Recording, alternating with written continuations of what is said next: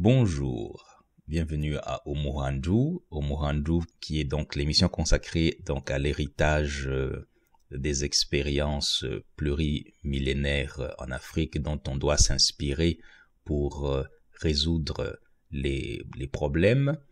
Nous sommes donc dans le deuxième épisode consacré à la banalisation de la violence en Afrique avec notre invité Kente Pinipini Nsasai, qui est auteur de deux principaux ouvrages et d'autres articles. Ces ouvrages dont les titres sont le premier, La mission civilisatrice au Congo, réduire des espaces de vie en prison et en enfer, et le deuxième ouvrage, Croisade de l'Europe christianisée contre l'Afrique ancestrale, qui sont tous les deux disponibles sur Amazon, dans le site de vente en ligne Amazon. Alors Kente Nsasai, je le répète, a été ordonné prêtre en 1984 à Bandundu en RDC. Il a été directeur de la radio diocésaine de Kikwit, la radio Tomisa, de 1996 à 2001. Il a été curé de paroisse dans la commune de Saint-Aude en Belgique jusqu'en 2013, pendant 10 ans, où il a été donc remercié à la suite de la publication de son premier ouvrage, La mission civilisatrice au Congo. Alors, bienvenue Kente Nsasai pour ce deuxième épisode, après nous avoir bien édifié pour le premier. Je vous salue, cher ami Nzamba. Je salue tous les auditeurs qui nous écoutent.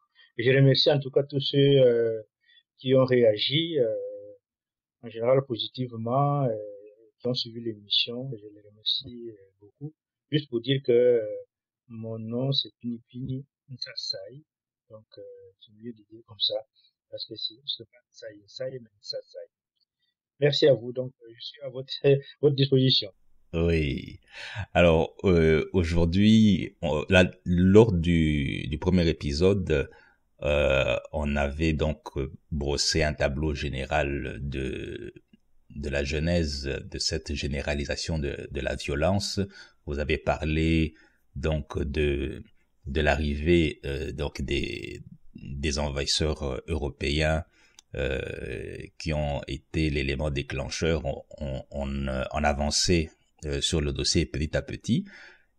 Vous avez parlé aussi donc des espaces de vie, qui est le sous-titre de votre premier ouvrage, qui ont été transformés en enfer. On a relevé très furtivement la question des infrastructures dont l'occupant se vante généralement pour justifier ses présences en Afrique. J'aimerais qu'on puisse parler aujourd'hui des missions. On entend beaucoup parler dans le vocabulaire ambiant des missions. Qu'est-ce que une mission en tant que telle? Est-ce que c'est un lieu qui se trouve à l'intérieur de ces fameux espaces de vie qui ont été transformés en enfer, ou c'est différent? Disons que la mission dans l'entendement occidental, entre guillemets, c'est un travail. C'est un travail qu'ils disent avoir reçu du bon Dieu en direction des peuples qui n'étaient pas encore complètement humains. Donc, eux, ils avaient ce travail, le devoir divin d'aller civiliser ces peuples-là. C'est de là que vient le mot mission. Donc, c'est une mission, c'est un envoi. Alors, évidemment, dans cette entreprise, les personnes qui étaient les mieux attitrées, évidemment, ce sont celles qu'on appelle être des hommes de Dieu. Et étant vraiment des hommes qui sont vraiment liés directement à Dieu, sinon qui proviennent vraiment en ligne directe de lui, eh bien, étant donné ils sont européens, en plus ils sont hommes de Dieu, donc ils sont doublement, pour ainsi dire, ils ont doublement les statuts hein, d'aller apporter cette civilisation divine au peuple. Donc, pour le cas de l'Afrique, spécialement du Congo, ben, ce qu'on appelle les missionnaires sont arrivés avec cet objectif-là, ce travail-là, de venir apporter la civilisation divine. Parce que la civilisation divine, elle est bien entendu européenne. Et c'est celle-là qu'il fallait apporter à travers des structures nouvelles. Comme j'avais dit la fois dernière, c'était pas possible pour eux de se mettre dans des structures anciennes, ancestrales, qui étaient pour eux, à leurs yeux, complètement païennes, donc inhumaines, et s'il fallait que ce peuple auprès de qui ils apportaient la civilisation, qu'ils soient sortis de cet état-là des sauvages, donc il fallait qu'ils viennent dans des lieux nouveaux, ces lieux qu'ils ont bâtis, qu'on a appelés des missions. Donc les missions, ce sont des lieux où les Africains devraient venir apprendre la vraie vie humaine. Donc c'est de partir de leur vie sauvage pour devenir des hommes à partir donc de la mission. C'est ainsi que les missions se sont déployées sur le territoire, sur l'ensemble du territoire du Congo, dans des points qu'ils ont choisis et qui étaient donc principe comme des points de ralliement de tous des peuples congolais africains. Parce que ça s'est passé au Congo, ça s'est passé également dans d'autres pays africains, ailleurs aussi, mais surtout en Afrique, parce que c'est l'Afrique qui est vraiment la terre la plus indiquée quant au domaine de la sauvagerie, pour ainsi dire, à leurs yeux. Mhm. Et ça pourrait sans doute expliquer pourquoi dans l'imaginaire collectif africain aujourd'hui, le village est considéré comme un lieu de sauvagerie, puisque on utilise même des expressions comme mbokatier, comme villageois, pour spécifier à quelqu'un qui n'est pas civilisé, qui n'est pas donc perméable aux bonnes habitudes de la civilisation. Et donc on va le comparer, on va le renvoyer à l'imagerie donc du village pour pour bien spécifier sa condition première. C'est peut-être ça qui explique aussi cela. Exactement. C'est-à-dire que le village africain, aux yeux des missionnaires, tant par missionnaires, dont ceux qui sont venus apporter la mission civilisatrice, donc à leurs yeux, le village africain, il est l'antithèse de la civilisation.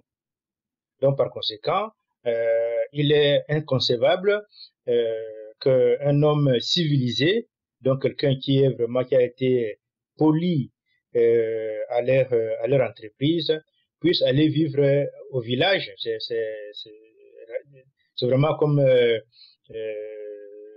vraiment quelqu'un qui serait lavé et qui retourne dans la crasse.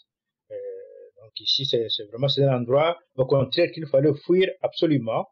Et les gens que les missionnaires avaient sauvés de la sauvagerie, eh ben, il fallait qu'ils restent vraiment en dehors. C'est ainsi que non seulement qu'il y a eu ces missions-là, mais qu'il y a eu vraiment, étant donné que tout le monde ne peut pas vivre à la mission, que la mission était petite, mais ceux qui venaient à la mission et qui recevaient ces formations, ben, on construisait purement et simplement des villages tout à fait nouveaux à eux, autour de la mission, où ils devaient vivre avec enfin un mode de vie différent.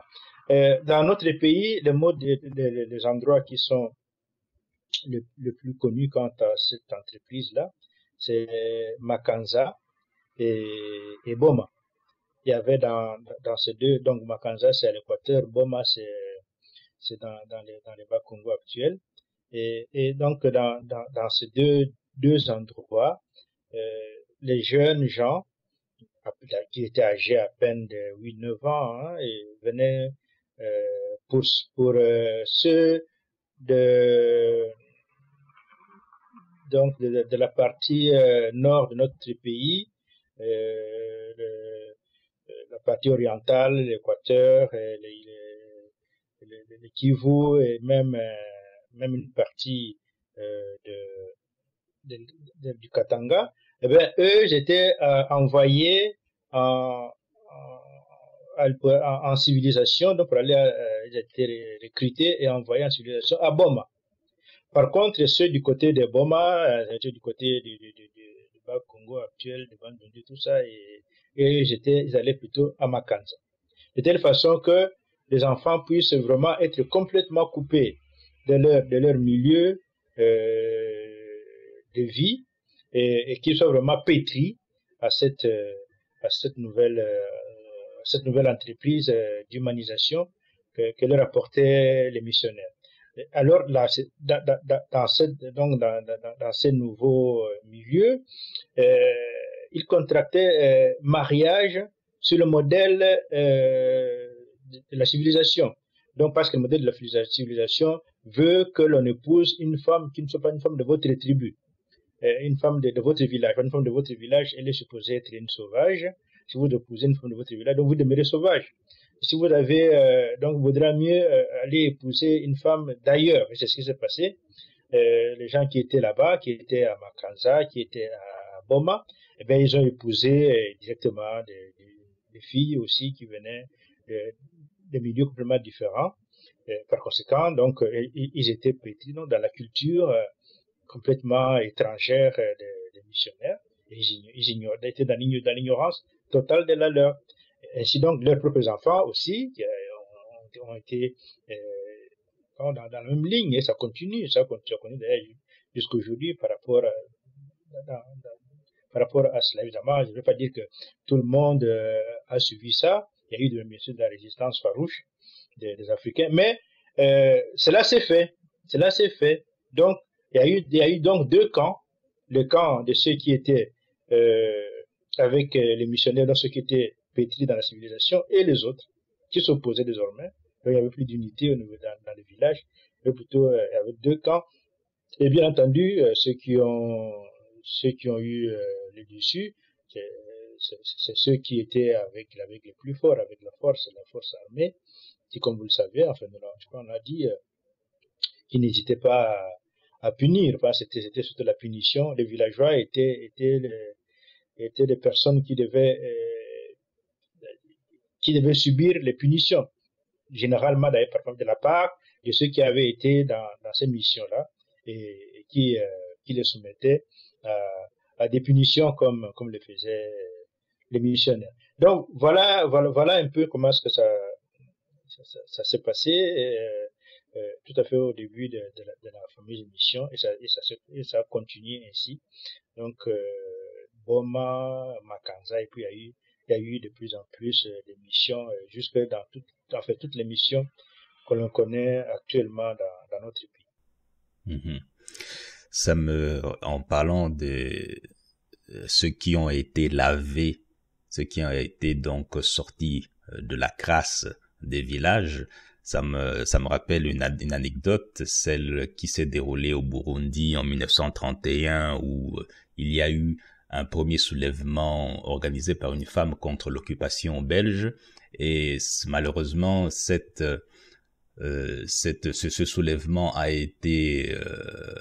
échoué, principalement à cause de ceux qui avaient été lavés, justement, qui n'étaient pas d'accord avec ce soulèvement, et ils préféraient donc poursuivre leur mode de vie tel que de nouveau christianisé, quoi.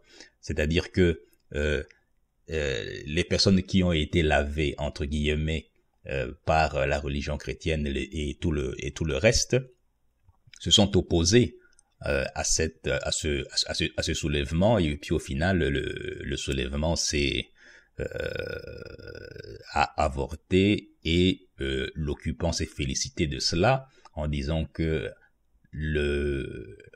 la religion chrétienne, en tout cas, leur avait servi beaucoup à quelque chose dans ce cas-là. Et donc, cette humanisation, entre guillemets, voulue par l'occupant, c'était aussi une façon de créer une nouvelle élite dans le pays, en quelque sorte, pour pouvoir ensuite refaçonner toute l'organisation de la société, il me semble. Oui, mais c'est tout à fait, mais l'élite actuelle de notre pays vient de là, vient de ces écoles. Donc l'élite dirige notre pays depuis 1960 jusqu'à ce jour. Ce n'est pas l'élite ancestrale. Hein. L'élite ancestrale, elle est complètement en dehors. Elle ne prend pas part à la chose politique dans notre pays, quelle que soit sa compétence. D'ailleurs, on ne lui reconnaîtrait aucune compétence de diriger quoi que ce soit. Ce sont plutôt ceux qui ont été pétris dans l'école, dans la moule missionnaire occidentale. Ce sont eux qui ont les rênes du pouvoir, ce sont eux qui dirigent. Donc ça c'est tout à fait vrai.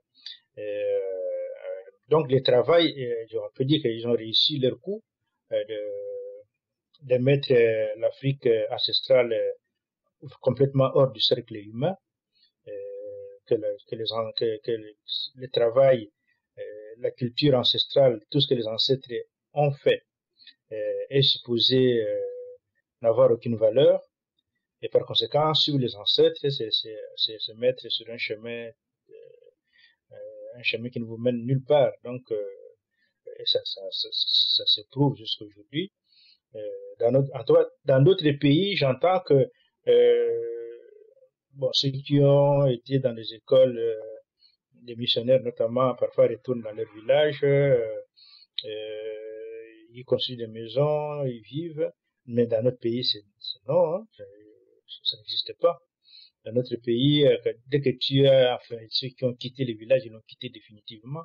Ils peuvent revenir, c'est vraiment venir comme arrivait le missionnaire eux-mêmes. Ils vont venir pour un jour ou deux, voir les gens, parler un peu, et puis retourner, aller vivre vraiment ailleurs, mais pas au village. Comment voulez-vous vivre au village quand vous avez été à l'école c'est impossible. À l'école missionnaire, j'entends à l'école occidentale, c'est impossible. Évidemment, aujourd'hui, ça change un peu parce que les gens du village ont construit leurs propres écoles, mais à l'époque, ce n'est pas possible, hein. C'était pas possible. C'est pas possible, aller à l'école, c'était la chance donc c'était la voie royale pour être dirigeant, pour mener une bonne vie, pour vraiment pour se départir de la vie misérable du village. Dans la vie du village était présentée comme étant une vie misérable, une vie de misère complète, et que la véritable vie, eh bien, c'est la vie, c'est la vie à la mission et dans les milieux créés par les missions, y compris dans les cités européennes, les villes actuelles, qui sont ces milieux-là. Même dans les villes actuelles, on voit bien que le mieux à faire, c'est de quitter là où vive la population africaine. Si tu as fait des études, si tu as quelques grades, tu as un grade, tu as une licence, même si tu as un graduat, tu as une licence, d'autant plus encore si tu as un doctorat, tu ne peux en aucune façon vivre dans des quartiers populaires, dans des villes. À Kinshasa, dans les quartiers populaires, tu ne trouves pas ces gens. Eux, au contraire, dès qu'ils peuvent, c'est plutôt dans des quartiers qui sont à eux, des quartiers, des gens plutôt civilisés, des gens qui ont voilà, tous ces quartiers-là nouveaux que nous connaissons, hein, ça s'appelle ma campagne, ça s'appelle la Gombe, ça s'appelle Binza et tout ça. Ce sont des quartiers justement où les gens qui viennent du village ne peuvent pas y mettre les pieds, à moins de venir voir quelqu'un, mais ils n'ont pas droit, ils d'y vivre, ce serait vraiment indécent. C'est indécent. Justement, puisque, comme vous l'avez si bien montré au premier épisode, toute cette entreprise, en fait, consiste à accompagner le projet d'appropriation des ressources naturelles. Et donc, cette nouvelle élite qui est au fur et à mesure constituée et qui va devenir l'élite triomphante jusqu'au aujourd'hui, en fait, et c'est elle qui va finir par poursuivre cette entreprise cette généralisation donc de la violence dans la société qui avait déjà été entamée par par l'occupant et par éducation. Donc, est-ce que cette nouvelle élite, c'est celle qu'on va finalement appeler les évolués? Il y a eu effectivement ces évolués-là, mais par rapport à la réussite de la mission civilisatrice, ils peuvent s'en féliciter, hein, se laver les mains.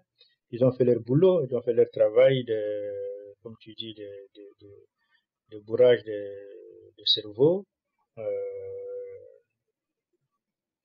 jusqu'à faire que les gens ne se posent plus de questions. Pour eux, il n'y a pas de questions à se poser par rapport à la culture, à la propre culture. Donc pour eux, c'est clair que c'est le chemin, l'unique chemin de vie, c'est le chemin tracé par l'occupant européen. C'est ça qu'il faut suivre. Sinon, voilà,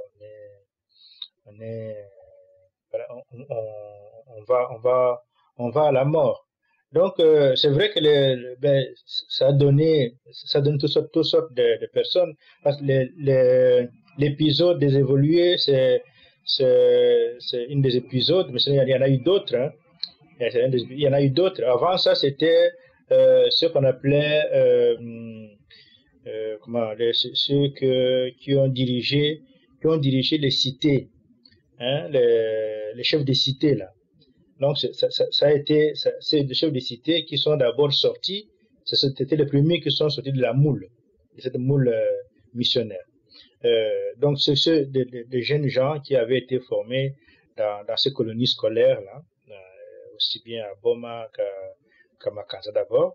Ce sont parmi eux qui ont recruté les premiers agents congolais qui ont servi à l'occupant pour diriger. C'est là-dedans qu'ils ont aussi recruté les soldats de la force publique et qui, comme vous savez,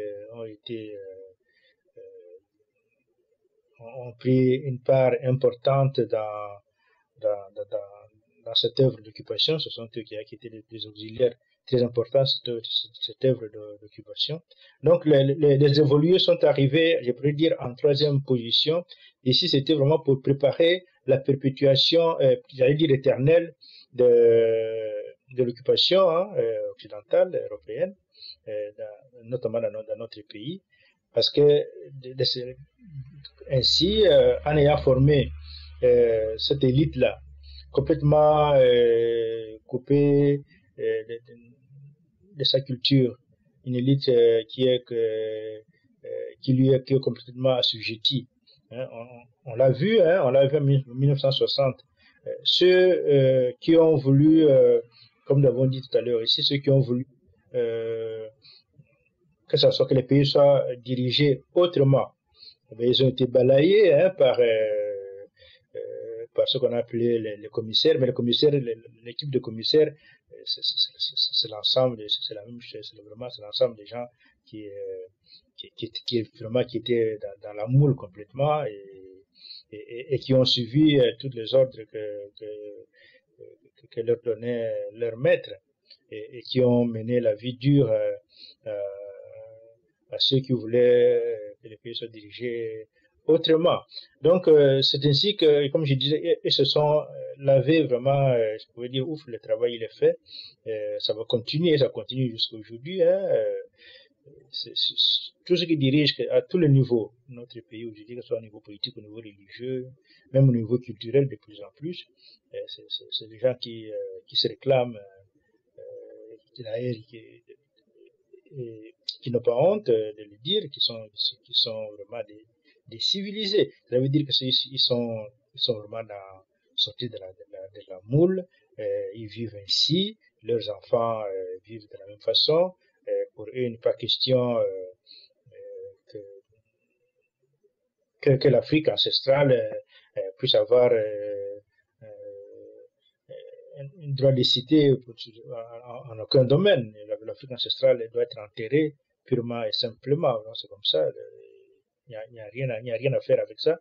Il faut continuer, il faut vivre comme le veut, comme l'a préparé, comme l'a voulu la mission, donc celle dont on a parlé au début, la mission civilisatrice, voilà, le mode de vie dit occidental, européen. Mmh. Et donc, on voit qu'il y a eu tout un processus de fabrication de ce que Frantz Fanon appelle le blanc, donc peau noire et masque blanc. Donc le blanc à la peau noire, le blanc à la peau noire qui finalement devient un personnage très zélé dans l'entreprise donc d'occupation, c'est-à-dire que on le voit jusqu'aujourd'hui que ce blanc à la peau noire a fini par organiser tout l'ensemble du pays, qui est devenu une vaste prison, comme vous le dites si bien dans le sous-titre de votre premier ouvrage, une vaste prison, un enfer, a fini par organiser donc toute cette prison sous l'angle donc de la rentabilité externe. Le pays est organisé pour être rentable au profit de l'occupant qui a été chassé en 1960, mais malgré tout, bien qu'il soit parti, il est resté grâce à ses petits, à ses enfants qui ont été formés dans ces fermes d'aliénation, si je peux les appeler ainsi, dans ces fermes dans ces fermes d'aliénation où on a élevé les peaux noires et masques blancs. Alors, il y a une réflexion qui me vient à l'esprit, puisque on entend souvent les Congolais dire que il ne fallait pas l'indépendance tout de suite puisque nous n'avions pas assez de cadres formés. Quelle est votre réflexion par rapport à cette certitude que beaucoup de gens ont et qu'ils disent que si le Congo se retrouve dans cette situation, c'est parce qu'il n'y a pas eu assez de personnes formées. Et qu'est-ce que vous pouvez dire par rapport à cette idée qui est ancrée chez beaucoup? Ben oui, l'idée, elle vient de ce travail de bourrage de cerveau, de lavage de cerveau, chez beaucoup de nos compatriotes, sinon chez lui, qui disent, même dont ils se disent incapables en fait d'organiser leur propre pays parce que les Européens ne leur ont pas donné toutes les clés par rapport à ça. Donc ça veut dire ça. Donc ils reconnaissent qu'ils sont inférieurs. En fait, c'est une façon de reconnaître son infériorité par rapport à cela. Mais évidemment, ce que l'on dit, c'est que où est-ce qu'il y a eu dans quel pays il y a eu des gens qui ont été formés pour diriger convenablement leur pays. Est-ce qu'il y en a même eu en Belgique ou en France ou en Angleterre, des gens qui ont été formés pour diriger convenablement leur pays et qui devaient prendre alors des pays et l'amener sur le bon rail, qu'ils soient... Non, donc, ce n'est ni l'Inde, ni la Chine, ni aucun autre pays semblable. Tous les pays ont été ainsi. Hein. Il n'y a pas eu... D'abord, quelle formation qu'on voudrait demander, qu'on demande? Celle dont nous avons parlé ici, c'est vraiment, on peut dire que les gens vraiment ont été formés pour que c'était une formation qui devait les amener à diriger les pays. Cette formation reçue dans cette moule missionnaire-là. C'est vraiment une formation pour diriger un pays. Sinon, que la véritable formation, c'est la formation ancestrale, où on est formé depuis le jeune âge pour être dirigeant. Ici, nous voyons qu'est-ce qui dirige. Pour diriger, dès que tu as un diplôme, tu es dirigeant. Donc, par exemple, ceux qui ont dirigé les commissaires là, de 1960, c'est parce qu'ils avaient des diplômes où ils étaient en voie d'en avoir. Par conséquent, c'était donc des dirigeants. Mais le diplôme n'a rien à voir avec l'art de diriger une population. C'est pas une affaire de diplôme, c'est une affaire d'initiation, c'est une affaire de formation par rapport à cela. Et notre culture, nos ancêtres, c'était ça, c'était la formation. Donc, ceux qui devaient diriger étaient formés par rapport à cela, parce que la personne humaine, c'est pas un troupeau de vaches, hein. La personne humaine, c'est autre chose, on ne la dirige pas n'importe comment. Il faut savoir ce que c'est qu'une personne humaine. Sinon, alors, on fait ce qui se fait maintenant avec nos dirigeants actuels qui confondent les personnes humaines avec du bétail. Ils croient que la personne humaine, suffisamment de mettre des fusils et quelques balles et tu as dirigé. Non, là, tu tues. Quand on tue des gens, c'est pas ça diriger. Chez nos ancêtres, un chef ne peut pas, même pas tuer une poule. Quand tu es un véritable chef, on t'interdit même de tuer une poule. On t'interdit d'aller faire la chasse.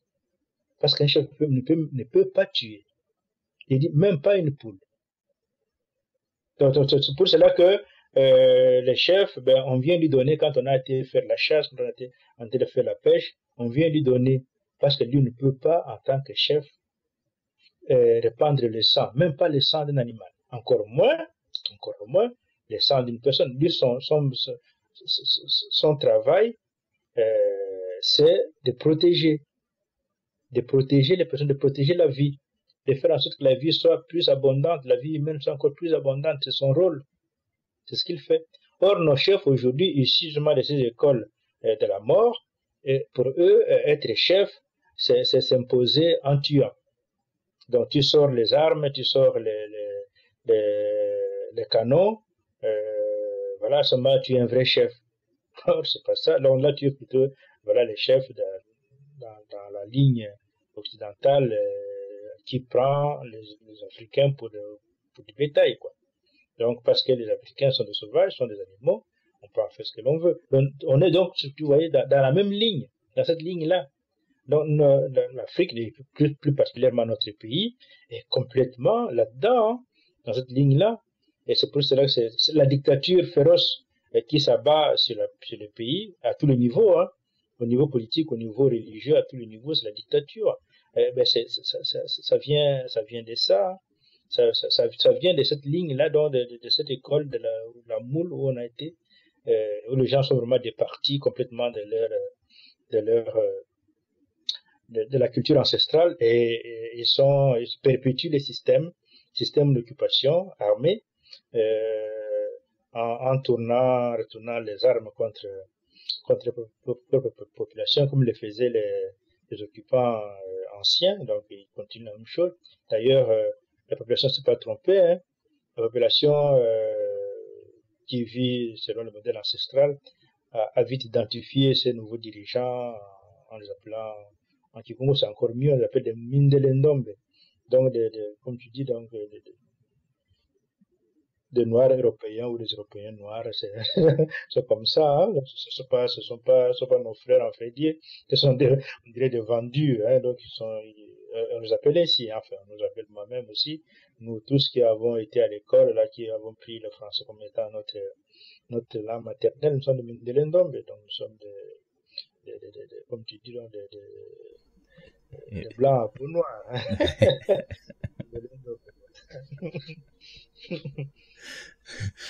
Oui, effectivement.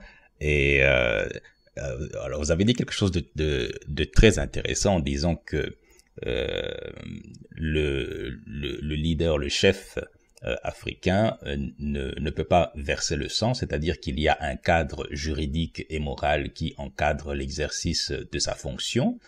Et maintenant, quand il s'éloigne de ce cadre qui oriente, qui balise sa fonction, qu'est-ce qui lui arrive? Parce qu'aujourd'hui, on voit par exemple ceux qui ont pris le contrôle de tous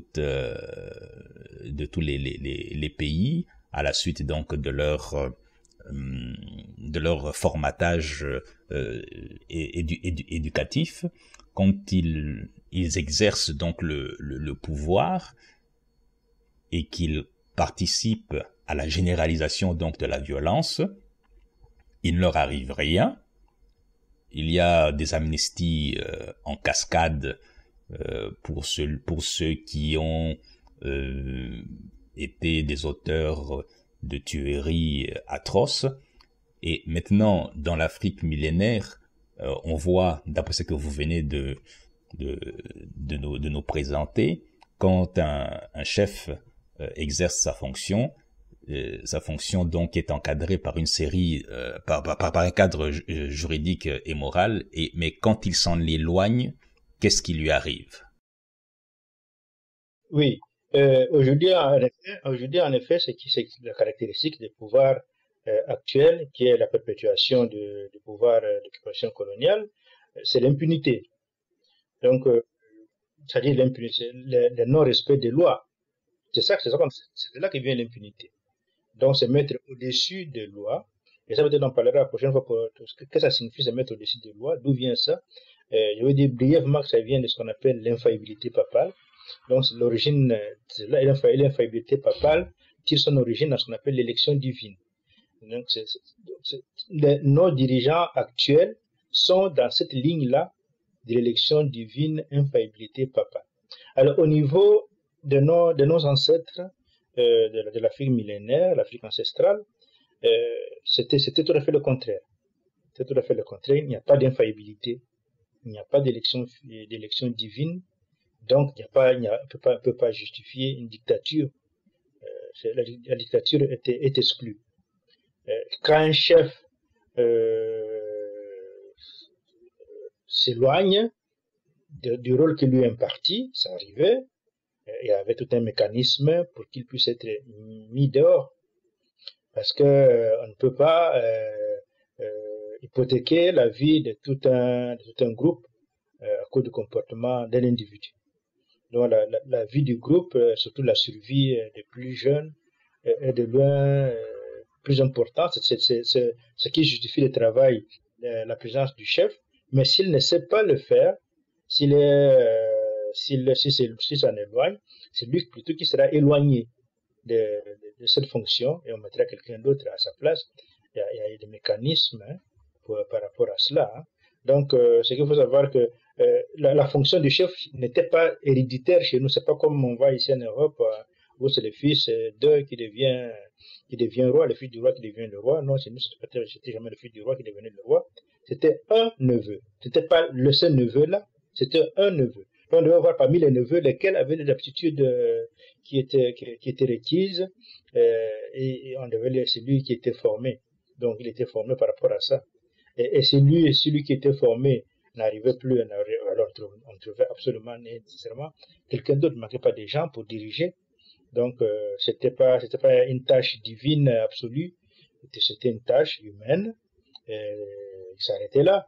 Évidemment, on obéissait aux règles, au règlement divin, pardon, que les ancêtres suivaient. Mais le règlement divin des ancêtres n'a strictement rien à voir avec l'élection divine dont se réclame l'infaillibilité papale. Ce sont des choses complètement différentes. Ce sont des choses différentes, ça n'a rien à voir. C'est pas la même chose. Ici c'était, on pourra parler de la notion de Dieu plus tard dans les émissions. Mais donc ici, c'est tout à fait autre chose. Donc le chef qui faillit, qui est fautif, lui, c'est lui qui sera mis à la porte et non pas le contraire, c'est pas les gens, c'est lui qui sera éloigné du pouvoir et non pas les gens qui vont en être éloignés pour que lui puisse rester en place. Bon, il resterait pour faire quoi?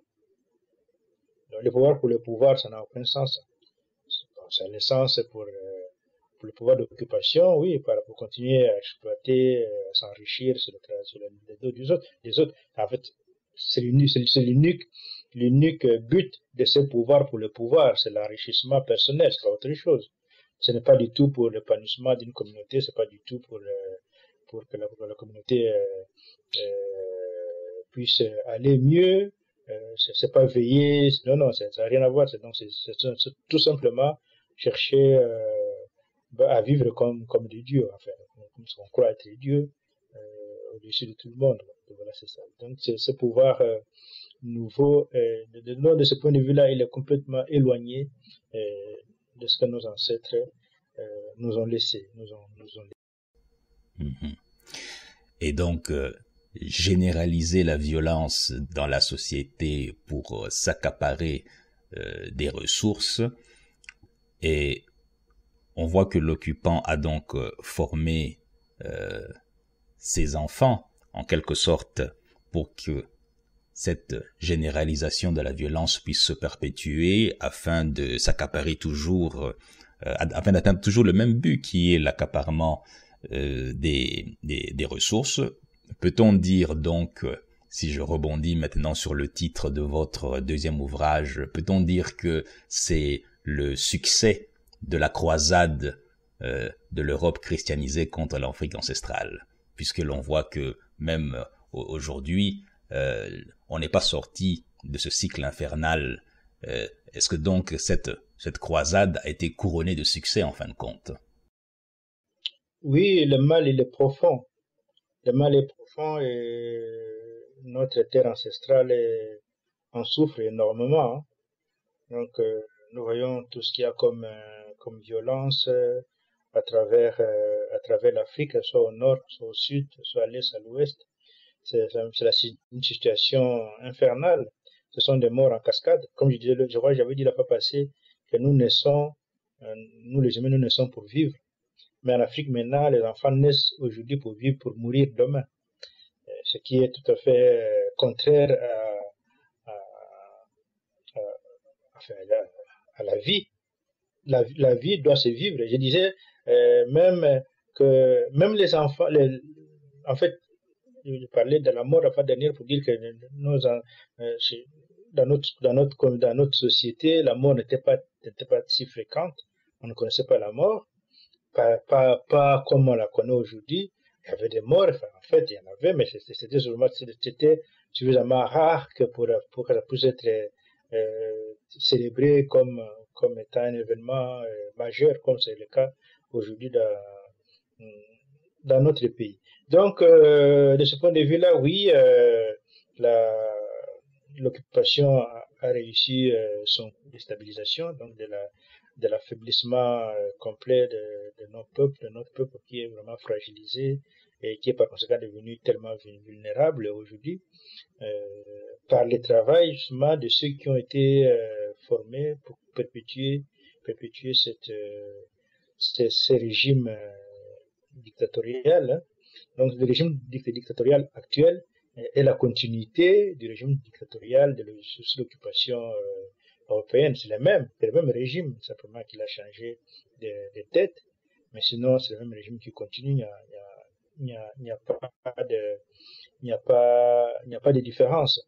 Alors oui, ils ont réussi, évidemment. Tous les Africains ne sont pas les mains croisées, les Africains se battent, mais malheureusement, ce n'est pas avec les mêmes moyens. Parce que de l'autre côté, ce sont des moyens, des moyens énormes de tuerie immédiate. C'est ça surtout qui fait la différence. Que l'occupation étrangère dispose des armes de destruction inimaginables qui massacrent la population en quelques minutes, des dizaines qui sont abattus, hier comme aujourd'hui. Les armes qui ont servi hier pendant l'occupation européenne ne provenaient pas d'Afrique, provenaient de l'Europe. Celles qui servent à l'occupation, à la perpétuation de l'occupation actuellement, proviennent également de l'Europe. Donc la source est la même et les résultats également les mêmes. Les victimes sont toujours les mêmes, ce sont des Africains. Et ces armes étaient utilisées à l'époque de l'occupation armée européenne par les Africains qui avaient formé à cela. Les armes sont utilisées aujourd'hui par les Africains qui sont formés également à cette même besogne. Ils savent bien utiliser toutes les armes qui sortent, hein, toutes les armes modernes qui sortent dans des usines qu'ils ne connaissent pas, mais ils savent les utiliser à la perfection. Parce qu'il n'y a qu'à tirer, parce qu'on sait que de l'autre côté, il n'y a pas de résistance, parce qu'il n'y a rien. Au niveau de la population africaine, là, il n'y a rien, ils n'ont pas d'armes, ils ne vont pas résister. Si vous avez la maîtrise des armes, vous faites la besogne de massacrer, vous massacrez à votre guise. Donc, de ce point de vue-là, oui, c'est le même. Donc, ils ont réussi, si on peut dire cela, mais est-ce qu'on doit appeler ça réussir quand la réussite signifie tuer? Si on doit appeler ça réussir, bon, disons que oui. Mais si, du point de vue du point de vue humain, du point de vue de l'humanité, c'est pas une réussite. Hein. Tuer ne peut pas être une réussite. Tuer, c'est plutôt une faiblesse. La culture humaine interdit justement, ne veut pas qu'on tue, elle voudrait que l'on puisse vivre, que l'on puisse vivre en harmonie, que l'on puisse se côtoyer, et que l'on puisse se connaître et qu'on vive le plus longtemps que possible, qu'on puisse mourir complètement vieux, mais tout le monde, c'est pas qu'une partie de la population mondiale et que tous les autres doivent mourir comme des bêtes sauvages. Non, non, cela, pour moi, ce n'est pas une réussite. Mais s'il y en a qui trouvent que c'est une réussite, bon, c'est leur point de vue, mais les miens ne pas celui-là, je trouve que ce n'est pas une réussite et qu'on ne doit pas s'en féliciter. Mm-hmm. Au bout de la croisade de l'Europe christianisée, il y a donc la fabrication du blanc à la peau noire. Alors, puisque votre deuxième ouvrage, dont je rappelle le titre, Croisade de l'Europe christianisée contre l'Afrique ancestrale, vous parlez de croisade, qui appartient donc au vocabulaire de l'Église catholique. Pour ceux qui ne sont pas familiers à cette expression, qu'est-ce qu'une croisade et à partir de quand cette croisade a-t-elle commencé dans le cas qui nous intéresse ici, en Afrique et au Congo en particulier? Je vous remercie pour votre question, parce que c'est la question fondamentale, effectivement, qui est au cœur de mon ouvrage. Croisade, pour faire bref, pour que nos auditeurs puissent vraiment comprendre, croisade, c'est la guerre que l'on mène au nom de la croix. C'est ce qu'on appelle croisade, au nom de la croix de Jésus. Donc, la guerre menée au nom de la croix de Jésus, donc la guerre contre les impies. C'est ça, la croisade.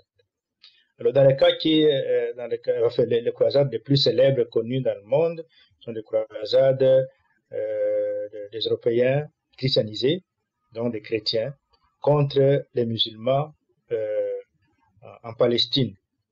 Donc, ça a été des guerres monstrueuses et très très cruelles qui sont passées là-bas. Mais en réalité, les croisades ont commencé en Europe même, dans cet entendement-là, ont commencé en Europe contre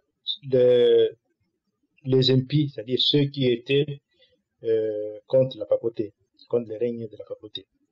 Donc ceux-là, la croisade a commencé d'abord contre eux. Donc les croisades ont conduit à l'inquisition et voilà, en Europe, pour faire bref. Alors en ce qui nous concerne, les croisades, donc les guerres menées contre l'Afrique ancestrale au nom de la croix de Jésus ont commencé au IVe siècle avec l'Égypte antique. Donc l'Égypte antique, si elle est ce qu'elle est aujourd'hui, l'ombre d'elle-même telle que nous la connaissons aujourd'hui, au point qu'il n'y a plus en Égypte jusqu'à ce jour aucun scribe, il n'y a plus aucun prêtre, il n'y a plus rien traditionnel. Eh ben, c'est à cause de la croisade qui a été menée contre le peuple égyptien ancien, le peuple africain. Parce que l'Égypte dont nous parlons ici, l'Égypte africaine, c'est pas l'Égypte arabe actuelle. L'Égypte arabe actuelle est arrivée au 7e siècle. Mais l'Égypte traditionnelle, donc ancestrale, dont nous parlons ici, a été balayée complètement à partir du 4e siècle, et ça a duré jusqu'à l'arrivée des Arabes au 7e siècle.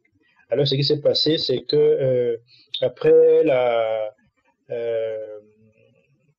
j'allais dire la constitution de ce qu'on appelons nous le christianisme romain, c'est-à-dire le christianisme qui a été formé par l'empereur Constantin Ier, qui était un empereur romain, celui qui est en fait le christianisme qui est aujourd'hui en vigueur dans le monde, y compris dans notre pays. C'est celui qui a été institué, pour ainsi dire, par Constantin Ier. C'est ce qu'on appelle le christianisme romain. Donc, c'est le christianisme qui obéit à l'autorité de l'empereur. Celui que l'empereur a mis en place et comme étant, disons, son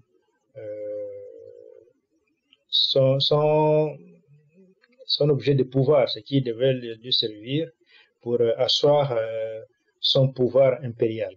Donc Constantin Ier, là nous sommes donc au IVe siècle, et à partir de ce moment-là, ce que le christianisme naissant a désigné la religion traditionnelle qui était en vigueur à Rome, dans l'Empire romain, dans tout l'Empire romain, et qui était donc d'origine africaine, d'origine égyptienne, donc africaine.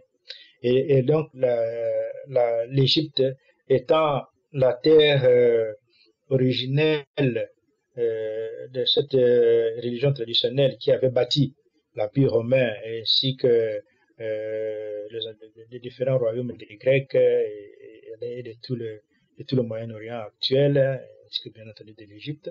Donc il fallait absolument que l'Égypte fût balayée pour que le christianisme puisse vraiment s'implanter. Et c'est ce qui s'est passé à partir de 395, si je ne me trompe pas. Un des successeurs de Constantin, qui s'appelait Théodose, a pris des mesures radicales contre la religion traditionnelle, contre l'Égypte ancestrale. Alors, c'est ainsi que son armée est allée appuyer des évêques qui étaient désignés comme étant les responsables de l'Égypte pour la destruction. Donc, ils ont commencé la destruction à Alexandrie. À Alexandrie, il y avait une grande bibliothèque qui contenait plus de 700 000 rouleaux d'écrits. 700 000, je dis bien, 700 000 rouleaux écrits, donc la science de nos ancêtres, qui était dans un des grands temples qu'il y avait là-bas, qui était à Alexandrie, qu'on appelait les Sérapéums, c'est-à-dire le temple dédié à Osiris et à Isis, ce qu'on appelait Sérapis, dont les Sérapéums c'était les temples, enfin on appelle les divinités, là. Et donc au sein, dans l'enceinte de ce temple, il y avait cette grande bibliothèque. Donc le temple a été détruit, la bibliothèque a été brûlée. Le temple a été détruit. Donc, pour construire ce temple-là, il a fallu plus ou moins, on dit plus ou moins 600 ans. Donc, pour construire le temple, c'était le plus grand temple de tout l'Empire romain. Alors, ils l'ont détruit pierre après pierre. Il y avait une grande statue en or massif d'Isis, parce qu'Isis c'était la reine du ciel, la mère, la mère de tous les croyants, de tous les fidèles de la religion ancestrale. Et alors cette statue-là a été aussi déboulonnée et disséquée. Et dès l'instant que cela s'est passé à Alexandrie, alors voilà, ils sont descendus sur toute l'Égypte. Et tous les villages ont été attaqués, détruits, incendiés. Tous les adeptes de la religion traditionnelle, donc ça veut dire les, les Égyptiens autochtones, ont été tous massacrés. Tous les scribes, tous ont été tués. Tous les prêtres ont été tués. Et la population, donc l'Égypte, même l'île Sainte, éléphantine, où il y avait aussi là des bibliothèques qui contenaient aussi de nombreux manuscrits et des rouleaux de papyrus qui étaient. Vous savez que les papyrus, ce n'était pas les peaux de bêtes, c'était vraiment du papier qu'on fabriquait et sur lequel on écrivait. Donc, c'est-à-dire que même la langue égyptienne ou les langues égyptiennes la langue qui n'était plus parlée, donc l'écriture égyptienne a été même perdue pendant longtemps. Hein. Il a fallu attendre le XVIIIe siècle avec Champollion qui a pu relire, heureusement, qui avait quand même. Donc, c'est-à-dire que quand les prêtres ont senti qu'il y avait cette vague-là de destruction, ils ont essayé de vite faire pour sauver quelques documents, notamment en allant les cacher dans des tombeaux, dans des pyramides, dans les pyramides. Donc c'était là où ils n'ont pas pu aller, non, là où les occupants, les méchants occupants n'ont pas pu atteindre. C'est grâce à cela que nous connaissons aujourd'hui ce qui s'est passé en Égypte. Sinon, on ne saurait rien du tout. C'est parce qu'il y a eu des tombeaux dans lesquels certains documents ont été cachés.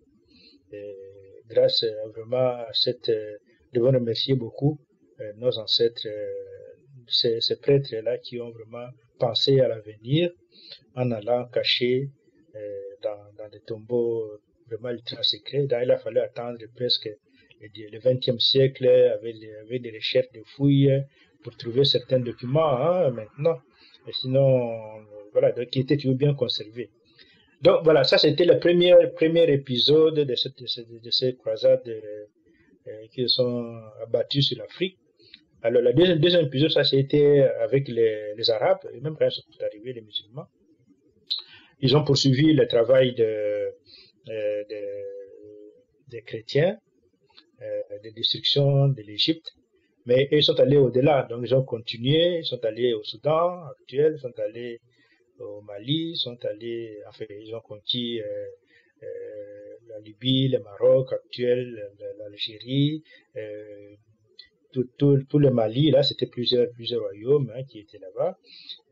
Ils ont continué, hein, parce que il faudrait savoir tout ce qu'on a, tout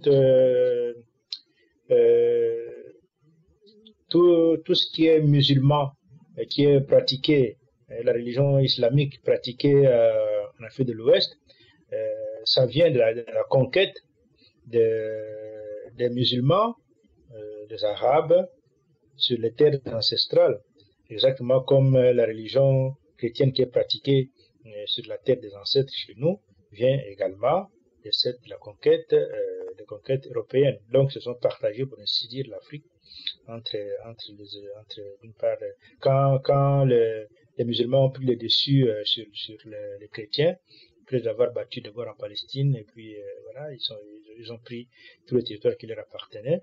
Comme ça qu'ils ont reconquis l'Égypte et toute l'Afrique du Nord romaine, et ils ont continué vers le sud, jusque vers le Cameroun, hein, ils sont arrivés jusque vers là. Hein. Et après, quand les Européens ont de nouveau conquis les territoires des Arabes, ben, ils ont tout repris également, à partir au XIXe siècle. Hein, sinon, avant ça, c'était les territoires arabes. Donc, ça veut dire l'occupation arabe, on pourrait dire que ça c'est la deuxième croisade. Et alors la troisième croisade, la plus terrible, viendra à partir du XVe siècle. C'est-à-dire, il faut savoir que entre le IVe siècle et le XIe, XIIe siècle, l'Europe, même XIIIe siècle, l'Europe est restée dans l'obscurantisme hein, presque total, avec l'occupation papale là, quand le christianisme a vraiment a pris le dessus, la culture européenne a été au plus bas, et alors l'Europe a aussi a périclité, et jusque vers le XIIIe siècle, petit à petit, ils ont commencé à se remettre, et notamment grâce, je peux dire, à l'opposition luthérienne qui a redonné un peu de vigueur à l'Europe pour la relever. Et l'Europe s'est relevée. Et à partir de ce moment-là, ils ont commencé à reconquérir les territoires qui étaient les territoires des musulmans d'abord, et après ils sont arrivés jusque chez nous. Mais alors quand ils sont arrivés chez nous, c'est la troisième croisade, avec les occupations de nos royaumes ancestraux. Tous les royaumes ancestraux ont été occupés militairement et détruits. Il n'en a plus subsisté un seul. Sinon, je crois, celui de l'Abyssinie, qui est quand même resté miraculeusement quand même. Sinon, tous les autres ont été liquidés un à un. Et donc ça, c'est la troisième croisade. La quatrième, c'est la traite, la terrible traite qui a ravagé l'Afrique, dont les effets se voient encore aujourd'hui un peu partout, notamment, pas seulement en Afrique, mais également en Amérique. Et alors, la cinquième croisade, eh bien, c'est la colonisation, enfin, on appelle la colonisation ou l'occupation armée du 19e siècle. Hein. Ça, et les dictatures actuelles, moi j'ai dit ce serait la sixième croisade. Donc voilà pour parler des croisades. Dans mon livre, c'est un peu cette histoire-là des croisades que je suis en train de relever, de faire connaître pour que les gens puissent savoir ce qui s'est passé, pourquoi l'Afrique est-elle dans cette situation ici, parce qu'il y a une explication. On ne peut pas dire qu'il n'y a pas d'explication, sinon les explications qu'on donne parce que c'est de sauvage, c'est trop facile comme explication. Il faut donner de véritables explications, parce que la sauvagerie ne peut pas apporter. D'abord, il n'y a pas de personne humaine qui peut être sauvage. Une personne humaine est une personne humaine. Elle a toute une histoire. Elle est portée par une culture. Elle ne peut pas être sauvage. C'est impossible. Les sauvages, c'est plutôt des animaux. Les hommes ne sont pas des sauvages. Donc ici, cette explication-là, je l'ai balayée dans ce livre en apportant la preuve de ce qui s'est passé réellement, en donnant la véritable explication. Je crois qui est logique et qui est objective. Voilà. Mmh. Très édifiant. Alors, vous nous avez bien fait remarquer que la croisade, c'est la guerre contre les impies. Et j'ai découvert il y a pas longtemps aussi dans le vocabulaire catholique de cette époque-là, je pense que c'était une bulle papale, je me souviens plus de laquelle exactement, dans laquelle j'ai vu qu'on utilisait aussi le mot infidèle. C'est-à-dire qu'aujourd'hui, dans le vocabulaire de l'Église catholique, on n'utilise plus le mot infidèle, mais à cette époque-là, le mot infidèle est un terme, est une expression qui est utilisée par l'Église catholique, et j'étais frappé de l'usage de cette expression, car elle m'a rappelé aussi que dans l'islam, puisque vous avez parlé des invasions arabo-musulmanes, que dans l'islam aussi, jusqu'aujourd'hui, on parle aussi des infidèles. Donc on pourrait dire que la croisade est une guerre contre les infidèles, que l'Église, enfin du moins que la chrétienté de l'époque depuis le IVe siècle jusqu'à nos jours, poursuit sans relâche contre l'Afrique ancestrale. C'est très intéressant et important pour que les gens puissent saisir la dimension de cette guerre, que c'est une guerre qui se déroule sur presque 2000 ans sans arrêt, sur le continent africain. Ça me permet de rebondir sur une réflexion. Vous m'avez demandé une fois comment se fait-il que l'Afrique est par terre aujourd'hui et n'arrive pas à se soulever alors que la Chine a réussi à le faire. Et moi, j'avais simplement répondu que la Chine n'a pas reçu les attaques, n'a pas reçu donc les mêmes genres d'attaques dans la durée comme on l'a vécu en Afrique pendant si longtemps. Et vous le confirmez effectivement que la question de la guerre contre l'Afrique, parce que d'ailleurs le mot croisade, c'est vraiment de la guerre dont il s'agit. Et c'est intéressant de voir que vous avez aussi mentionné les occupations militaires arabo-musulmanes, parce qu'on parle pas beaucoup souvent de de l'impact des agressions armées arabo-musulmanes. On voit ici qu'il y a l'alliance des fils d'Abraham, comme le dirait Bouébambong,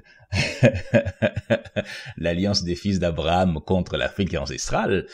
Et cette alliance des fils d'Abraham contre l'Afrique ancestrale se déroule depuis 2000 ans. Chaque génération se passe le mot pour continuer le projet de destruction de l'Afrique ancestrale. C'est quand même, c'est extraordinaire que un projet aussi criminel puisse s'étaler comme ça pendant aussi longtemps. Et c'est intéressant aussi de dire que pendant que l'Europe a périclité pendant un moment, et lorsqu'elle a pu retrouver ses forces, elle s'est souvenue et elle a continué la croisade contre l'Afrique ancestrale. Et donc on voit ici que les fils d'Abraham sont déterminés depuis 2000 ans, et les Africains doivent donc, et les Congolais en particulier, puisqu'on voit que la question du Congo est vraiment centrale en Afrique depuis longtemps. C'est pas seulement avec les agressions organisées par Léopold II et ses alliés. On voit déjà depuis le XVe siècle que la question donc de l'Afrique centrale occupe beaucoup les pensées des agresseurs. Qu'est-ce que vous pourriez donc dire aux Africains et aux Congolais en particulier pour les mettre en garde sur le fait que cette croisade, qui, comme vous l'avez si bien montré, et que vous le montrez très bien dans votre livre, donc Croisade de l'Europe christianisée contre l'Afrique ancestrale, que pouvez donc dire aux Africains sur la question donc de se prémunir, d'organiser leur conscience sur le fait que ce projet de destruction de l'Afrique ancestrale dure depuis 2000 ans, et visiblement, c'est une préoccupation que les Africains doivent avoir de manière permanente et à perpétuité. Que peut-on donc leur dire sur cette question pour qu'ils puissent être beaucoup plus vigilants et s'occuper de la protection des sociétés africaines? Oui, vous faites bien, je pense, d'interpeller les Africains par rapport aux tragédies qu'ils vivent. Et certainement, enfin, on ne sait pas, mais on voit bien qu'ils vivront encore. Parce que c'est vrai il s'agit d'un projet qui ne date pas d'aujourd'hui. Donc, dans mon ouvrage, j'ai fait les dépassements par rapport à ce qu'on dit. On dit souvent, enfin, même nous l'avons dit ici, que c'est pour les minéraux, pour les richesses que les Africains sont tués. En réalité, c'est pas vrai. Disons, ça, c'est un des moyens par lesquels ce projet se manifeste. Mais le projet en lui-même n'est pas celui, le projet en lui-même, c'est plutôt l'Afrique ancestrale qui est attaquée. C'est l'Afrique ancestrale qu'on attaque. Parce que si on veut vraiment des richesses, on n'a pas de raison de tuer des gens pour des richesses, pour de la pierre quand même. Ce sont des pierres, ces fameuses richesses. On peut le prendre sans tuer. Mais s'il y a vraiment mort d'homme, Et en ce nombre-là, c'est que le projet il est tout à fait autre que le simple fait des richesses qu'on nous le présente souvent d'une façon mirobolante, c'est pas ça. Et effectivement, donc, pour parler des infidèles dont vous avez fait allusion, ça c'est au cœur justement, c'est au cœur de cette fameuse guerre qu'on appelle croisade. C'est au cœur de l'Inquisition en fait qui a ravagé l'Europe également. Ça va arriver après avec la guerre qui sera menée, qui est la guerre atroce et puis impitoyable contre les luthériens et après contre les anabaptistes, etc. Donc cette question donc des infidèles, donc des gens qui ne sont pas du côté de Dieu, c'est ça qu'on appelle les infidèles. Ceux qui ne sont pas du côté de Dieu. Donc il y a un côté qui est le côté de Dieu et de ses fils, voilà, de ses fils, et le côté de ceux qui ne le sont pas. Donc, ils ne sont pas des fils de Dieu. Alors, qui sont fils de Dieu? C'est pas difficile. Les fils de Dieu, il y en a d'abord un qui est connu, c'est Jésus, et les autres, ce sont ceux à qui il reconnaît cette filiation. Donc, ceux qui répondent de lui. Or, que se passe-t-il? Au XVe siècle, les seuls chrétiens, les seuls qui sont reconnus chrétiens, ce sont des Européens. Donc ce sont eux qui sont du côté de Dieu dans leur entendement. Les autres n'y sont pas. Donc ils sont des infidèles. Il faut savoir qu'au XVe siècle, l'Europe, elle est conquise par la papauté, donc par le christianisme qui s'est imposé. Et elle est christianisée en fait. Donc, donc tous les Européens sont d'office devenus des chrétiens. Donc, n'avaient pas le choix. Ou bien tu devenais chrétien ou tu mourais. La plupart, beaucoup sont morts, mais les survivants sont tous devenus des chrétiens. Donc ça, c'est au XVe siècle. Alors, il y a désormais un camp. Donc celui-là et les autres. Or, au XVe siècle, il n'y avait pas d'Africains qui étaient. Il avait été avant des Africains qui avaient été des chrétiens. Il avait été avant. Notamment, il faut savoir que le christianisme, en fait, le christianisme avant celui de Constantin, mais le christianisme originel s'est développé paradoxalement en Égypte. Hein? Donc, c'est en Égypte que le christianisme très originel s'est développé. Mais devenu romain, donc devenu constantinien, il a tourné le dos à l'Égypte et l'a plutôt combattu. Et donc, à partir du 7e siècle, toute l'Afrique du Nord qui était chrétienne a aussi été anéantie par l'islam. Ils sont donc devenus, pour ainsi dire, pour les chrétiens de l'Europe, des infidèles eux aussi. Donc, l'Afrique entière était désormais considérée comme une terre des infidèles. Donc, il fallait soumettre à la loi divine. Parce que la terre appartient à Dieu. Le raisonnement, il est tout à fait simple. La terre appartient à Dieu. Dieu a ses enfants, à qui il a légué donc sa création dans la terre.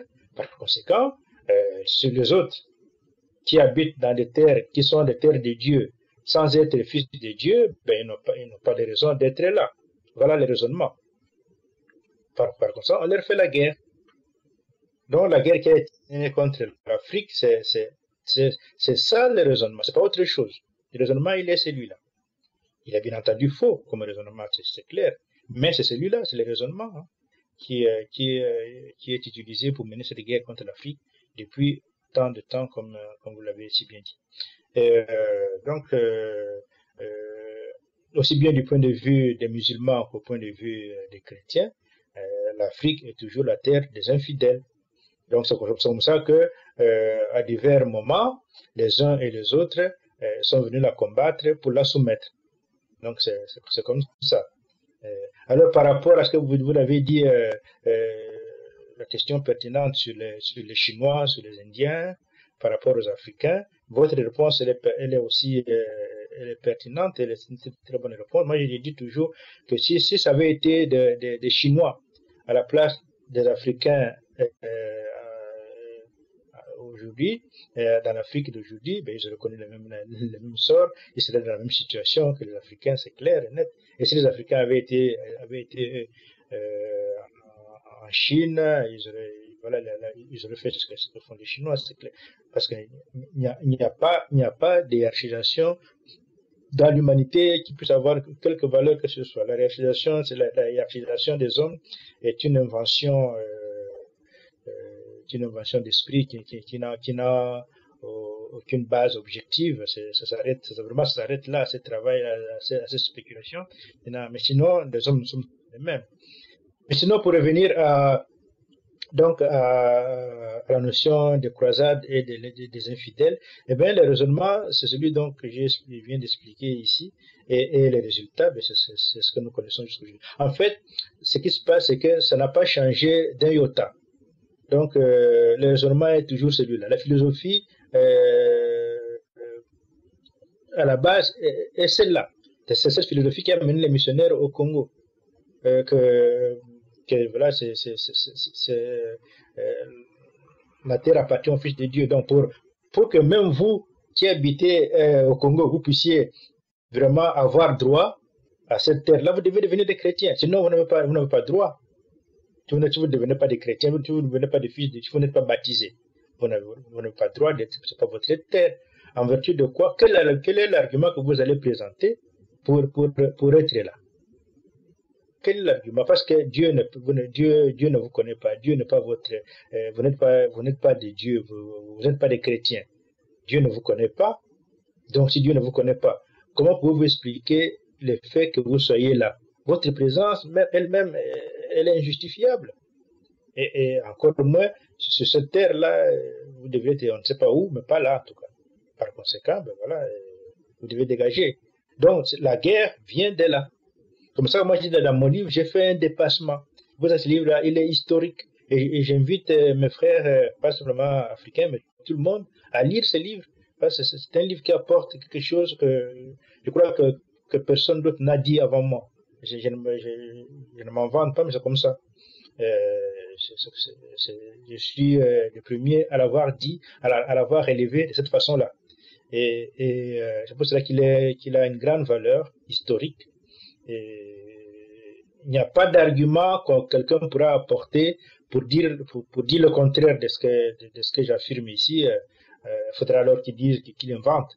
S'il invente, oui, mais si c'était vraiment d'une façon objective, il devra aboutir absolument à la même conclusion que ce que je suis en train de dire là. Évidemment, les conséquences étant cette tragédie sans nom que l'Afrique connaît depuis autant de temps et qui ne peut pas s'arrêter. Qui ne peut pas s'arrêter parce que les raisonnements ne se pas arrêter. Pour cela, nous devons déconstruire ces raisonnements-là pour espérer que ça puisse s'arrêter et que les gens puissent se ressaisir et savoir qu'il n'y a pas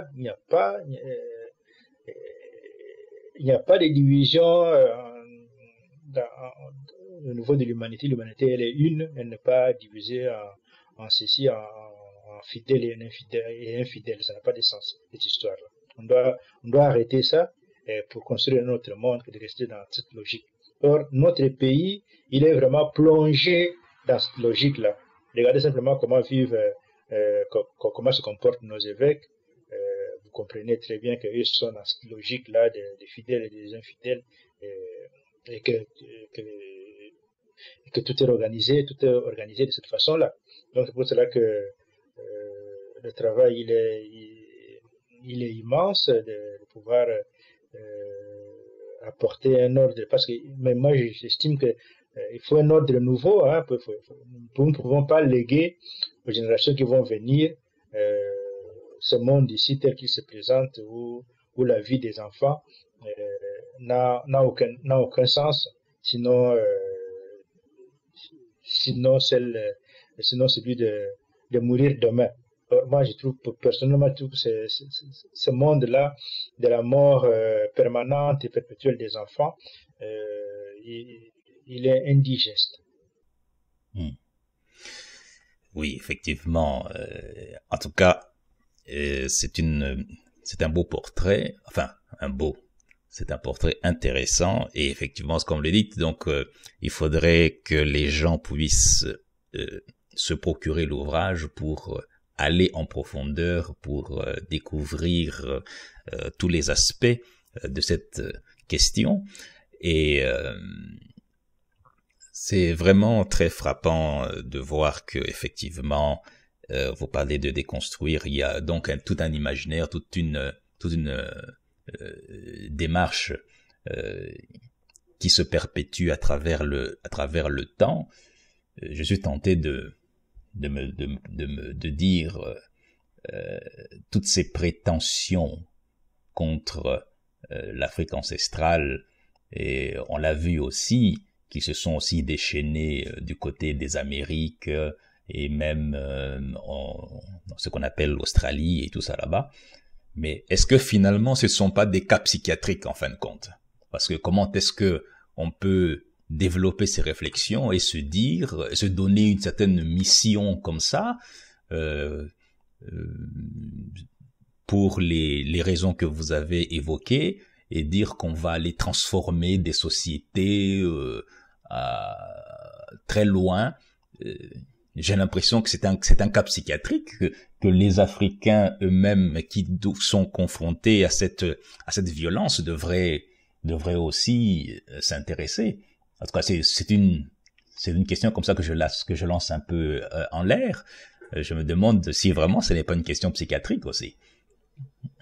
Non, c'est pas une question psychiatrique.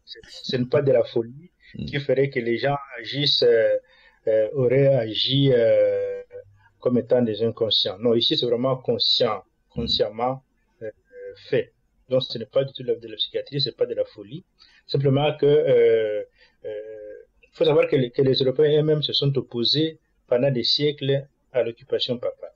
Le problème, il vient de là, mais ils ont été vaincus. Souvent, on dit, mais comment se fait-il que les Africains n'aient pas opposé, ne soient pas opposés, n'aient pas opposé une résistance conséquente face à la poussée des armées européennes sur leur continent? Moi, je réponds toujours par un argument aussi simple, que les Européens eux-mêmes n'ont pas non plus posé, tous les peuples européens réunis n'ont pas posé des résistances face à la furie montante des armées du pape. Le pape était quand même un individu avec quelques armées qui a conquis l'Europe entière par des armes, qui a détruit des armes qui ont détruit des peuples entiers. Donc, je veux dire que quand quelqu'un ou un groupe de personnes veut faire du mal, veut tuer, il va y arriver. Quand quelqu'un veut tuer, nous le voyons encore aujourd'hui, de nos jours. Quand quelqu'un veut tuer quelqu'un d'autre, il veut faire du mal, il y arrive. Parce que la plupart des hommes, ou les hommes ne sont pas faits pour faire du mal aux autres. Mais ceux qui s'en donnent la mission, ils réussissent toujours. Parce qu'ils prennent toujours les gens, parce que les gens ne sont pas préparés à cela, on ne le sera jamais. Les hommes ne seront jamais préparés à être des criminels, des criminels comme ça. Mais ceux qui deviennent des criminels, ils réussissent toujours leur coup, quel que soit les pays, quel que soit donc, alors pour le cas des Européens ici, donc qui ont répandu, comme vous l'avez si bien dit, la violence sur toutes les terres de notre planète, ce sont ceux qui ont été finalement vaincus par la pauvreté et qui ont été dans l'enfermement papal, comme ce que nous avons dit au début avec les Congolais qui ont été aussi dans l'école de l'enfermement missionnaire et qui ont reproduit ce que les missionnaires leur avaient enseigné. Ici, c'était la même chose. Donc, les survivants, donc les Européens, les survivants de l'Inquisition a duré 7 siècles en Europe. 7 siècles de massacres permanents, et pas n'importe lesquels, des massacres d'une cruauté inimaginable, et qui a fini donc par affaiblir, par avoir raison sur la résistance. Il n'y a plus de résistance du tout. Parce que ça a été permanent et ça a été très, très violent. Donc, ceux qui sont les survivants, ils ont intériorisé la violence qu'ils ont reproduit. C'est facile de reproduire ce que l'on a intériorisé. Donc, ils l'ont reproduit un peu partout parce qu'il avait intériorisé. Il faut savoir que c'est les premiers qui sont allés en Afrique ils sont allés pour fuir l'Inquisition. Donc ils ont commencé par aller vers les îles, les îles entre l'Europe et l'Afrique. On parle des îles Canaries. Donc ces îles-là étaient d'abord occupées par des gens qui fouillaient l'Inquisition. Donc ce n'est que plus tard qu'ils sont allés vers l'Afrique. Parce qu'on ne peut pas vivre en permanence dans une île. Comme on ne pouvait pas revenir en Europe, c'était clair que la destination la plus sécurisante était d'aller en Afrique. Ensuite, ils sont allés en Afrique et en arrivé là-bas, ben, ils ont reproduit les mêmes schémas qu'ils avaient connus en étant en terre européenne. Et après, évidemment, comme c'est devenu une mode, ça s'est perpétué ainsi. Mais le raisonnement, donc, à la base, est celui que j'ai énoncé ici, qu'il y en a, donc, eux aussi ont intériorisé qu'il y en a qui sont de la part de Dieu et des autres qui ne le sont pas. Donc, il y a des fidèles de Dieu et des infidèles à Dieu. Les infidèles n'ont pas droit à la vie et n'ont pas droit à être là sur la terre qui est celle créée par Dieu et que Dieu, normalement, lègue à ses fils.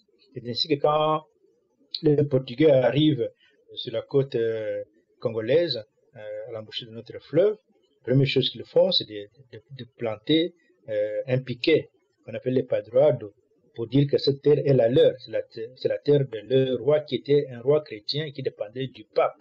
Donc c'est au nom du roi qui prenait possession de cette terre-là. Par conséquent, donc pour eux, les Africains qui étaient là n'étaient pas chez eux. Donc ce que j'ai dit, et ils le faisaient consciemment, c'était pas des malades, pas du tout. C'était pas des malades, c'était des gens bien pensants et qui le faisaient en toute connaissance de cause. Ceux qui sont venus pendant la colonisation, enfin, on appelle la colonisation pendant l'occupation, différentes occupations armées européennes, ici, c'était pas des malades, c'était des gens bien pensants qui sont venus en connaissance de cause pour accomplir une mission spécifique. Les missionnaires qui venaient n'étaient pas des malades, c'était pas des fous, c'était des gens qui venaient en connaissance de cause. Donc, ils ont agi en connaissance de cause. Et la cause, c'était celle que je viens d'énoncer ici, qui est celle c'est l'unique justification. Il n'y a pas d'autre justification. Il n'y a pas de maladie, il n'y a pas de folie, ce n'est pas l'altruisme et tout ça. Non, c'est pas ça. C'est plutôt cette préoccupation, en fait, cette mission qu'on se dit divine, d'aller conquérir des terres de ceux qui ne sont pas de la part de Dieu et qui n'ont pas de raison d'être là. Toutes ces entreprises criminelles ont toute connaissance de cause, c'est encore beaucoup plus grave. Et donc, vous avez dit quelque chose de très intéressant, de très important tantôt. Vous avez parlé donc des armées du pape. Or, dans la mythologie de la christianisation de l'Europe, on laisse entendre que l'Europe a été christianisée par des gentils martyrs qui se sont laissés tuer au nom de la bonne nouvelle, alors que là, vous nous brossez un autre portrait de guerre, des entreprises armées contre les Européens eux-mêmes qui fouillaient vers l'Afrique. L'Afrique, encore une fois, terre de sécurité. On le voit dans la Bible. Jésus, quand il fuit, où est-ce qu'il fuit? Du moins, sa famille fuit en Afrique aussi. Et donc, l'Afrique, terre de sécurité depuis toujours, et qu'on présente aujourd'hui comme terre de toutes les catastrophes. Mais donc, cette christianisation de l'Europe qui se fait avec les armes, votre réflexion est vraiment très intéressante en disant que ceux qui se demandent comment est-ce que l'Afrique a pu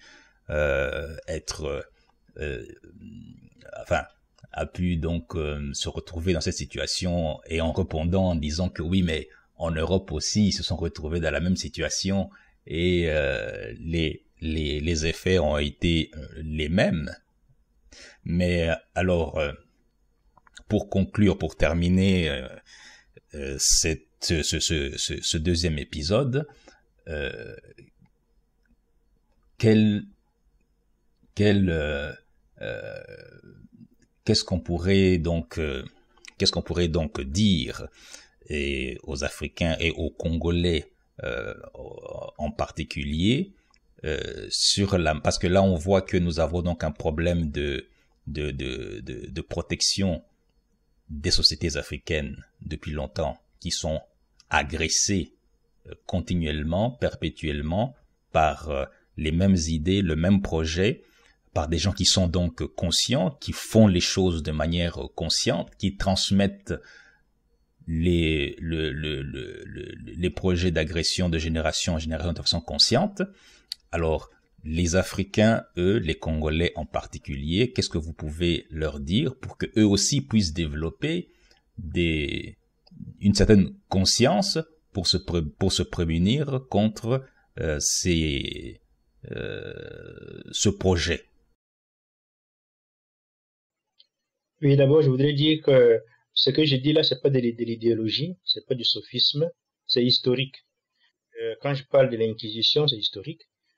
Il y a eu dans beaucoup de villes, dans beaucoup de villages, de nombreux villages, d'ailleurs presque un peu partout, des bûchers sur lesquels bûchers brûlants où les infidèles étaient jetés vivants et qui brûlaient vifs.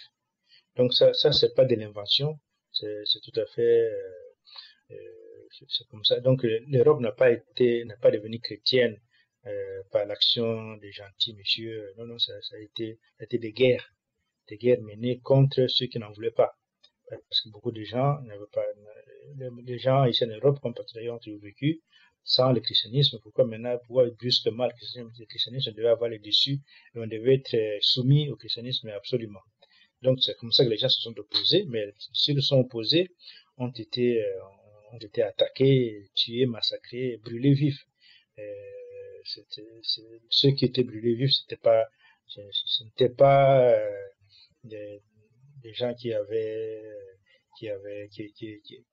la foi, qui voulaient montrer leur foi. Non, c'était des gens qui s'opposaient à cette entreprise nouvelle qui venait prendre le pouvoir en Europe. C'est une affaire de prise de pouvoir en fait qu'autre chose. Alors maintenant, qu'est-ce que les Africains doivent faire? Moi, je dis simplement, je dis que nos ancêtres n'ont pas de mérité. Ils ont peuplé l'Afrique pendant des millénaires. Grâce à ce peuplement, les Africains sont partis de nos terres vers les autres terres, notamment vers les terres de l'Asie. Finalement, ils sont arrivés en Europe et sont allés plus loin, plus tard, vers les autres terres, Amérique et Océanie. Donc, un tel peuple qui a engendré le monde entier ne peut pas être déconsidéré. Nous-mêmes, surtout nous-mêmes, ne pouvons pas déconsidérer nos ancêtres. Ce sont des grands messieurs qui ont fait le monde. Donc, nous devons en être fiers d'eux, les glorifier et leur rendre grâce. Parce qu'effectivement, j'ai dit, par exemple, ne fût-ce que le travail des scribes dont je parlais ici, ils avaient le souci de l'avenir. Et nos ancêtres, en général, ont eu le souci de l'avenir. Regardez, ils ont préservé la nature. Notre nature est restée la même. Aujourd'hui, on dit que la nature ne peut plus nourrir des personnes parce qu'elles sont devenues trop nombreuses. Or, du point de vue de nos ancêtres, il n'y aura jamais de trop nombreux. On ne peut pas être très nombreux sur la terre pour ne pas se nourrir. La terre produit suffisamment de nourriture. On doit bien se nourrir. Il faut simplement respecter la nature, respecter les saisons, vivre d'après les saisons, laisser la nature faire son travail, faire son monde, se faire, et on a à manger comme il faut. Donc, nos ancêtres, ils l'ont prouvé, ils sont restés ainsi pendant des millénaires, et leur nature est restée préservée. Il avait dit la fois passée que l'Afrique, notre Afrique ancestrale, est restée pendant des millénaires une terre d'habitation pour des éléphants. Ils étaient très très nombreux et préservés ainsi. y compris les autres espèces, les léopards, mais pas simplement, les crocodiles, les crapauds, toutes les espèces ont été préservées par nos ancêtres. La nature, les forêts ont été préservées. Si maintenant on trouve beaucoup de minéraux en Afrique, c'est parce que les ancêtres ont préservé l'environnement et que la terre a pu produire. Il faut savoir que la terre met du temps pour produire ces minéraux.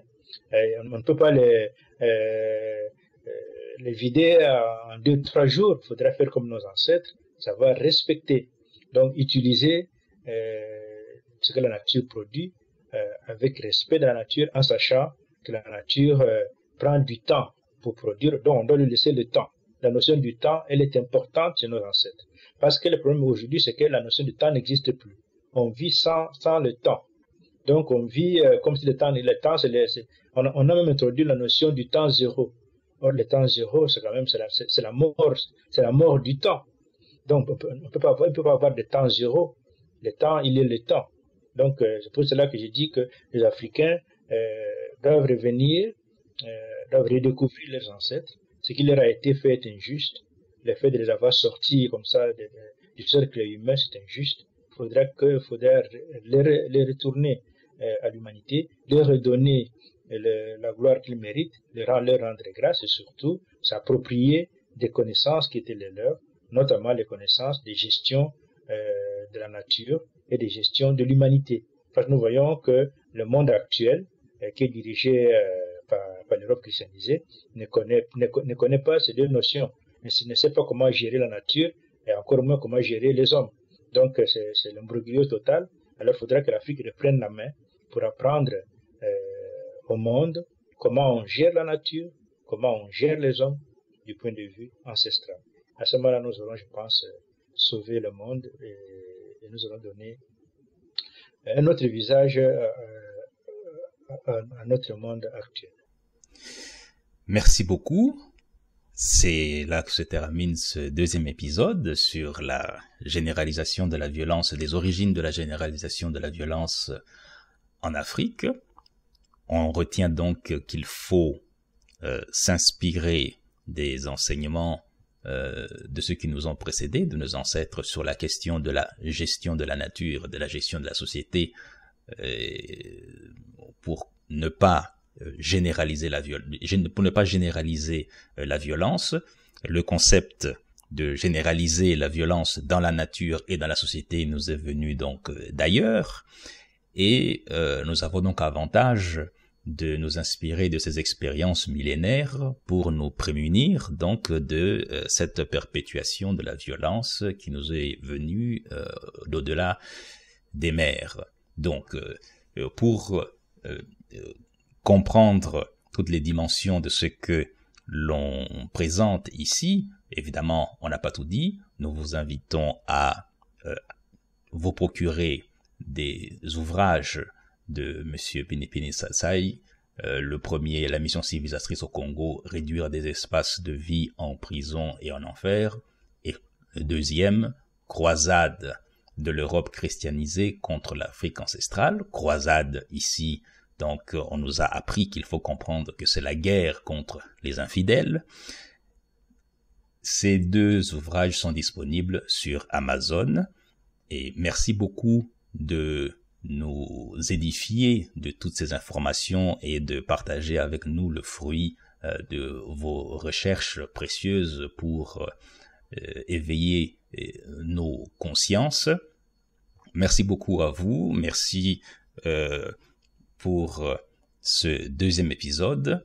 Rendez-vous à l'épisode suivant. Ici Nzomba Simanga, nous sommes le 25 juillet 2017. À la prochaine dans cette série sur les origines de la violence, de la généralisation de la violence en Afrique. Et vous pouvez nous écrire à omuhandu@simanga.com. À la prochaine.